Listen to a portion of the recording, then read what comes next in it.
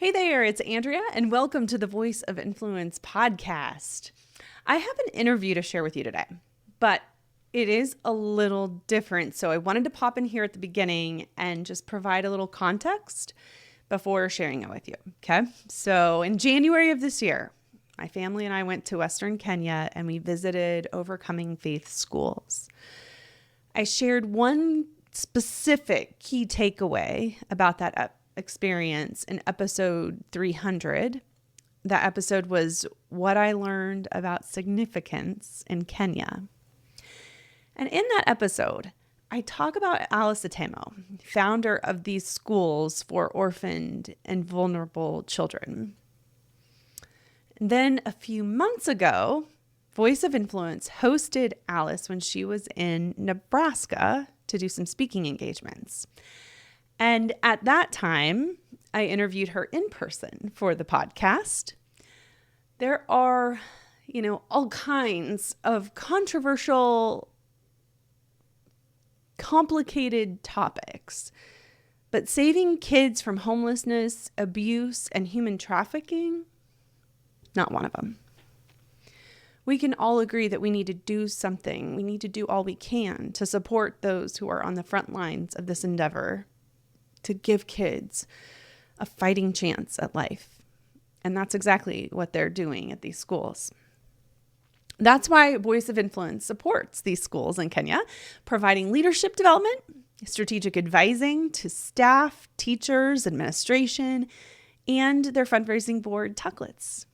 We are invested in helping people find and use their voice of influence in the US, in Kenya, around the world. So today, I'm excited to introduce to you in a more personal way, to actually introduce to you Alice. Now, listen, I don't usually do in-person interviews, so the sound is a little different, and I thank you for your patience on that. Also, if you're having a hard time understanding every word, you can watch on YouTube, which includes captions, and you can find the transcript at voiceofinfluence.net/336. I know that you're going to love meeting Alice Atemo and hearing about her extraordinary story of starting these schools, which currently serve about 1,000 students and have served thousands of students over the years.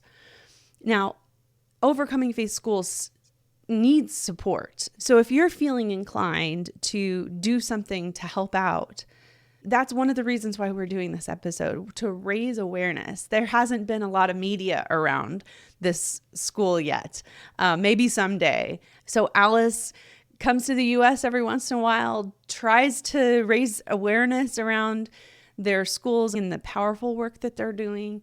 And people like me are out there trying to raise awareness as well. And so that's part of what we wanted to do with this episode, to kind of give people an awareness and also encourage you, if you have any desire to support them, that they do need support. They're looking to raise money for a medical van to help with child rescue situations and support their communities and villages even better. They would love to be able to support more children and help more children, but they're limited in the amount of space that they have and the support staff that is needed to take care of these children, ages 0 through 14, as Alice will explain. So if you have any desire to support them, you can go to tucklets.org, tucklets.org. And you can make a one-time donation, support a kid, or you can support a teacher. There's all kinds of ways that you can get involved. And if you're ever interested in learning more, I would love to be able to tell you more about the schools and how you could get involved in other ways too. So raising awareness about the schools is one of the reasons why we're publishing this episode today. The other reason is that it's so inspiring. Just imagine being a young adult in your first job, making decent money when the people around you might not be, and you walk along the sidewalk and realize there are children in the streets that are on drugs, children, very young children that are on drugs, that are homeless, that need help. and you just can't do anything else but stop everything that you're doing and start a school that can reach these children and give them a chance. That's Alice's story, and it is so inspiring. She has so much more to say about it in this interview. And that's the other reason why we're talking about this today. Because as you're wrapping up the end of 2024 and looking into the future, I hope that you will open yourself to the needs around you. You won't be able to fix everything. You won't be able to touch and have a part of every solution to every problem. But what are those things that grip you? What is that issue, that need that you see around you, that you can do something about, that you feel passionate about, that you really care about and want to make a difference in? You don't have to do everything. I'm just encouraging you to take the step towards something, because your voice matters and you can make it matter even more. Let's all be inspired by Alice's story today. Hey there, it's Andrea, and welcome to the Voice of Influence podcast. Today is a special day. Now, you can see that I am here today with a guest in my presence. And it is so fun to be here one-on-one with Miss Alice Atemo from Overcoming Faith Schools in Kakamega, Kenya. She is here this week in Nebraska. She's been traveling throughout the U.S., but this time in Nebraska, Voice of Influence has been sponsoring, and we've gone to a bunch of different speaking engagements, and we've been talking and dreaming about other things that can be done, that we could do, that she could do, that I could help do. It's just been a fun week of time together, and so I thought it would be great to bring this conversation to you, because we have such great conversations. And I just want you to get a sense of, first of all, about Overcoming Faith Schools, and the 501c3 that supports it is tucklets.org, which we will link to in the show notes.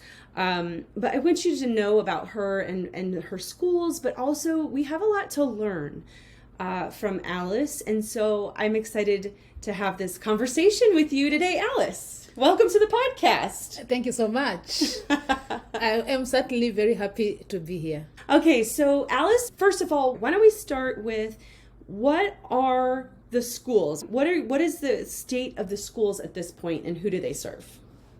The Overcoming Faith Schools serves children from vulnerable communities, children who have been orphaned, children who would have been cases of human trafficking, children who are dumped by the roadsides, children that are picked from the streets, and generally children who are very, very vulnerable, and children who are orphans. How many students do you have at this point? We have about 1,000 children in 3 locations. That is Kakamega, Nambale, and Binyore. Do you house all these kids, or how does it work? How do they live from day to day? So when we get children, we take them through admission process.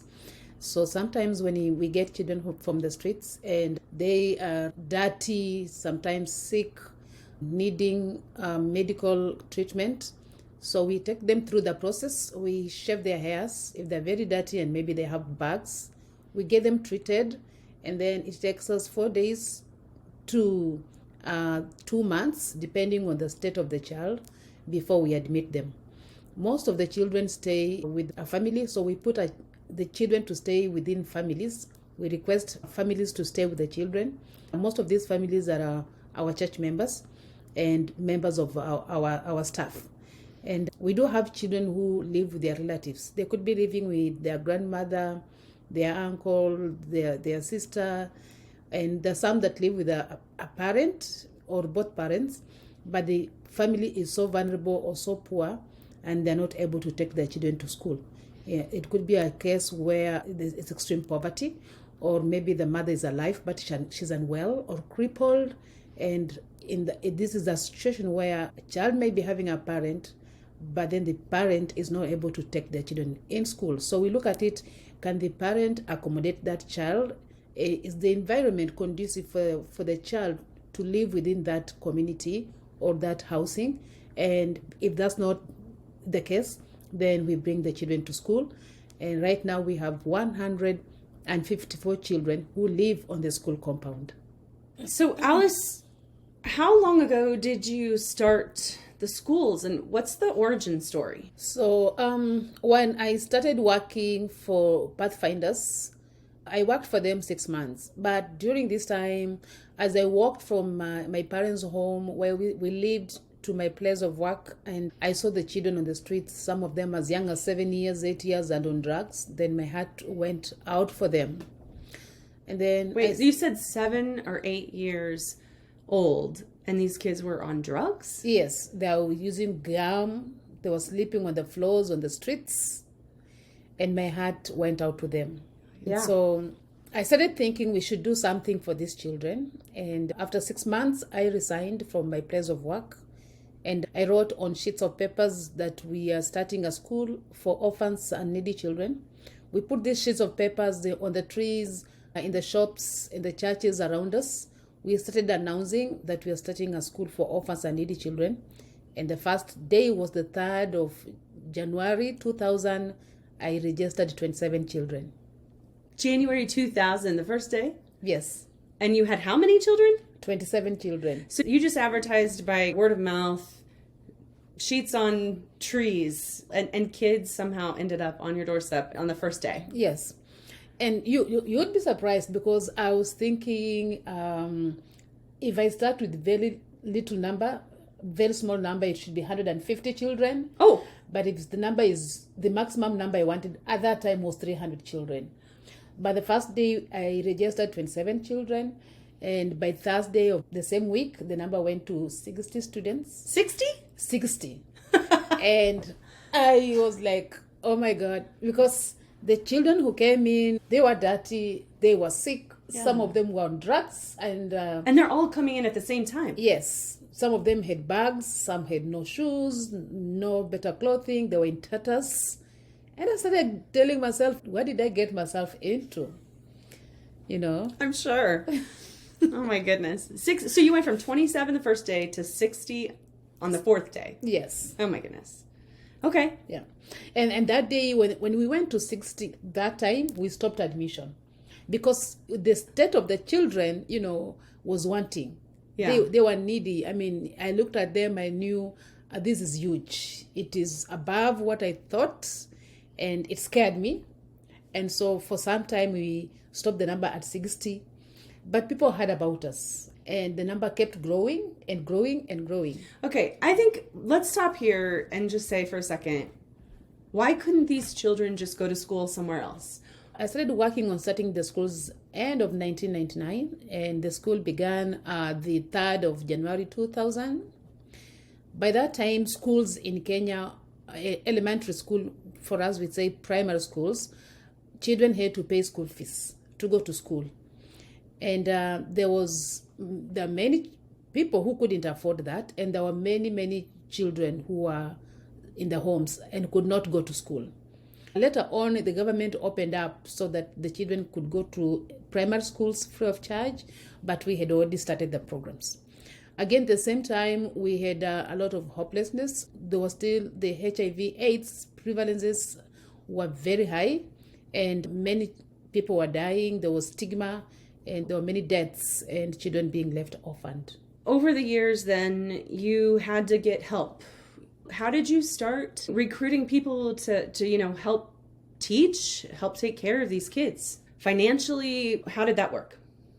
2 years of running up and down by myself. I would go to the river to fetch water, Wait a second. 2 years? 2 years by yourself? Yes. 60 children? Yes. Okay, go on. By then it was 150. 150? Yes. By yourself? By myself. Wait a second. Okay. I'm sorry. How could one person, how did you possibly, for a year or however long it was longer than a day. Mm-hmm. Yeah. How did you do that? The first 1 week I was doing everything by myself, and I would go to the river to fetch water. In the evening, set it aside, get firewood. Early in the morning, I would go and make the porridge and wait for the children. When the children came in, I would receive them, take them to the class and start teaching them. Barely did we have anything. We had a block that didn't have a roof. It didn't have windows. We didn't have furniture. We basically had nothing. But we had a small kitchen, and I would make porridge for them. So break time, I would serve them porridge. Lunchtime, if we had some lunch, I would serve them lunch, and then I would dismiss them to go home. So in the second year, I started praying for help. And one day, I was just reading my Bible, and a lady came up and said, I'm looking for a place where I can serve so that my children can go to school. So she sat down and told me her story. Her side of the story was her husband had left her. It was 7 years. He had told her he was going to look for employment in Mombasa. He never communicated. He never wrote back. He never came back. And her small house where she was staying with her 5 children had fallen. She had to go back to her mother's house to stay with her 5 children who are now not going to school. And her mother was sick and their house was leaking. So I said, well, I really want help, but I want a teacher who is trained. And she said, I am trained. I have a diploma in teaching. So I looked at her papers. They were very good. And she is called Madam Jane. Madam Jane is still serving at Overcoming Faith School up to date. So when she came in, she had 5 children. And so I listened to her and I told her, what if you go and bring your children? So she came. We looked for a small mud house, which was about $4, and I put her there to stay with her children. Her children had bags. They didn't have clothes. They couldn't read. So I started working with Madam Jane. As I speak today, Madam Jane is still working with us. All her 5 children went through our schools, and her first child is working with Magadi Salts Company. Her second son is not yet placed. Her third son is called Patrick Maganga, and he is now a trained IT expert, and he's volunteering at our school. Their third child is in college, and the last child just did his Form 4. He's not yet placed. And so the school also gave teacher Jen chance for her children to go to school who would have never gone to school. And then in 2004, remember we had begun the schools in the year 2000. So in 2004, there's a lady, Kathleen Tucker, who was serving on a board that the members were planning to come to Kenya, and they were going to visit 2 organizations, one in Nairobi, and the second one would be Overcoming Faith Schools. And Kathleen reached to Dr. Carpenter, who was the chair or director for this organization, and said, hey, I've seen one of the organizations we're going to visit is an orphan. Is there anything we can give them? And she linked me to Kathleen. We started communicating. So Kathleen decided to raise money to bring the money to Kenya. And that's an interesting story because at that time we had lost one of our children because we didn't have means of transport. So we decided she would raise money for a small bus. So the first fundraiser she did, she told her friends it was her birthday. Don't bring in gifts, don't bring in anything, don't bring flowers, bring checks, bring money. We need to buy a small bus for Overcoming Faith School. And in that first fundraiser, they managed to raise $9,000. And they kept raising and giving towards that kitty. And after some months, she came to Kenya, and we were able to do construction of our first classroom and textbooks. She went back to the US, and over the months and years, she'd raise money and work back and forth with us, putting in infrastructure and supporting the schools. Wow. Okay, and so the other part of that story is that she ended up starting Tucklets. Yeah. So after some time, because she used to raise money individually, and I remember she would get me to the US, and we would move around the business stores, talk to people, ask them for gift cards, We would do garage sales. We would do house parties for us to talk about our project. She had a famous party she did every year. She called it a Parade of Lights. And in the Parade of Lights, she would do auctions and silent auctions. And that's why we would go around looking for the gift cards. And we were able to raise money through those means.